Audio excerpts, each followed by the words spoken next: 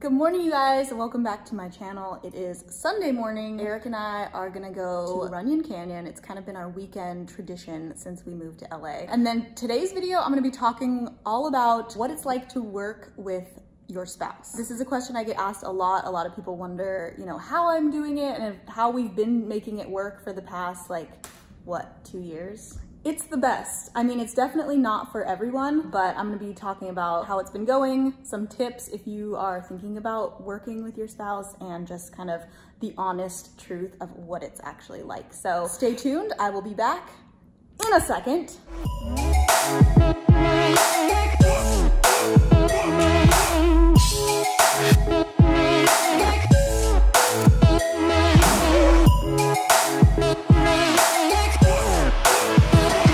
For those of you who don't follow super closely, Eric has been working with me as a part of Rebel Nutrition now for almost 2 years. He was able to quit his full-time job in retail management before we started traveling. And so since then, he's just been really pursuing his passion of photography, doing my own photos, editing, also just helping with a lot of the tech stuff and back end type of things that I don't necessarily want to be doing. So thanks, Eric. Working with your spouse and being together almost all the time is great, but it also has its challenges. So I kind of look at it as what I imagine it would be like to have a child. If your marriage is already on the rocks, you definitely don't want to have a kid and think that that's gonna fix it. Same thing with a business. Don't go into business with your partner expecting that that's going to fix anything, because it makes it harder, but it also is really rewarding. So there's more to fight about, more to stress about, but at the same time, there's also more to celebrate together and more to work on together. So not only am I gonna be talking about my own experience working with Eric full-time and how we navigate that, but also some tips, because I know a lot of you guys, mostly women I think, who follow me are business owners, or they want to be making enough money so that your spouse can also quit their job, or your partner can quit their job and maybe potentially work with you. I thought of some really interesting questions you can kind of ask yourself, whether it's going to be a good fit or not. And then also some tips, maybe you already are in business together or you're thinking about going in business together. You can probably get a pretty good gauge of if you guys would work together well just by knowing your personality types and how you interact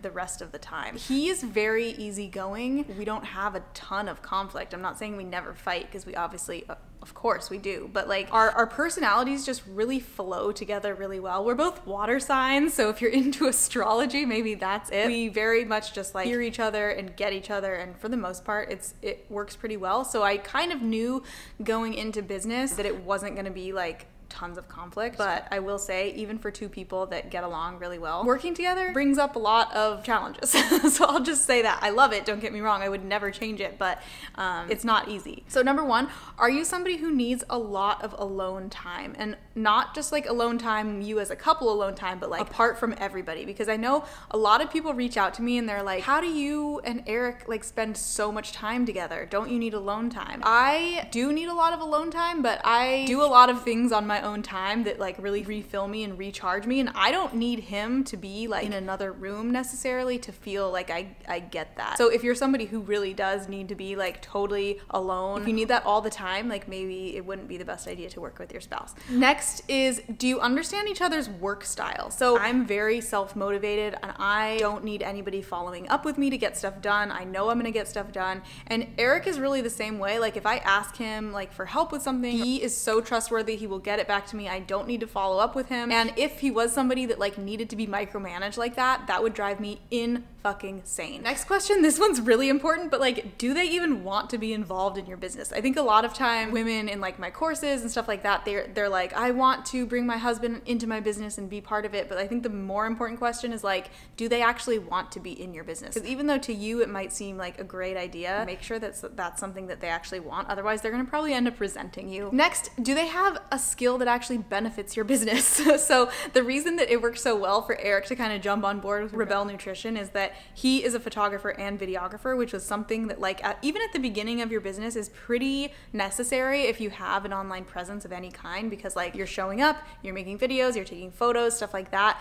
And so he had a skill that really benefited me. Obviously I wanted to also work with him, but if he didn't have any sort of skills that would help me, then I probably wouldn't have really wanted him or needed him to. Next, and this is like kind of hard to like think about when you're talking about your spouse, but you'll probably know what I'm getting at, is like, are they a generally doubtful, negative person? I mean, hopefully they're not, but you have to think about that when you're going into, like, you're bringing somebody, especially your spouse, into your business. If they aren't the type of person that's like really excited about the ideas that you tell them and like ready to make it happen, if they're more like, I don't think that's gonna work, or aren't you concerned about this, or like they're more feeding your fears instead of like building you up, then I think that can be seriously a detriment to your business, especially if you yourself are already doubtful or already have fears. Like, I kind of was like that personally, having a lot of my own doubts, and so it would not have worked well for me to also bring in somebody into my partnership who was also fear-based and doubtful, because then I would have just stopped.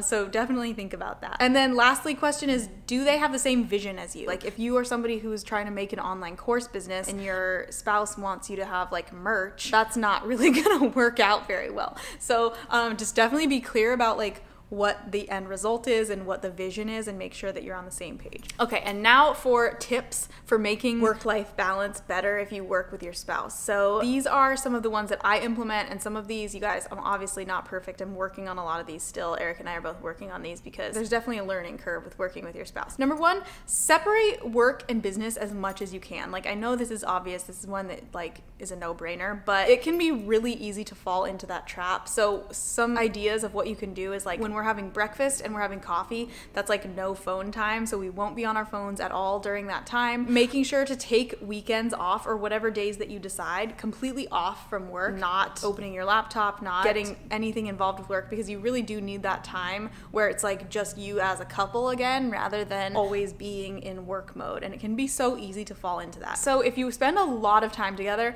like literally, maybe I should show you guys, Eric is right over there. I don't really have a problem with it. That's another tip. Make sure, get your spouse some noise canceling headphones. So whenever I'm doing videos, I still feel awkward, even though I'm like really comfortable in front of the camera, I still have him put on his noise canceling headphones because I feel less distracted that way. But if that, like, if this sort of setup would totally just distract you, or you wouldn't be able to get work done, you can still kind of both go to work. So sometimes Eric will go to like a coffee shop and I'll work here, just so we can have some separation during the day. My last tip for working with a spouse, and this is going to be pretty contradictory to probably a lot of other advice out there, but I think that it is actually better to not have equal roles in the business, not have equal say. And the reason that I say that is because, so basically, obviously I am the owner, the creator of Rebel Nutrition, and when it comes down to it, I have the final say, which sometimes honestly kind of sucks, and it's a lot of pressure. So I can consult Eric for like creative advice or input, or ask him what he thinks about things, or get his advice, which is great, but ultimately when it comes down to it, I'm the one that has to make the final call, which I think avoids a lot of conflict, because I imagine if that we both had equal say in what was happening, we might butt heads a lot more. But I think because he knows that like it's my brand, it's my business, nobody knows my audience, I mean, like I do, it's going to come down to me to make the call for a lot of decisions. So even though that is, you know, more pressure, it also I think avoids a lot of conflict that we could potentially have. Let me know in the comments below if you guys work with your spouse, or you want to work with your spouse, or if that's something you're considering, if you want more tips on that, if you want me to talk about this more, maybe you want me to bring Eric in,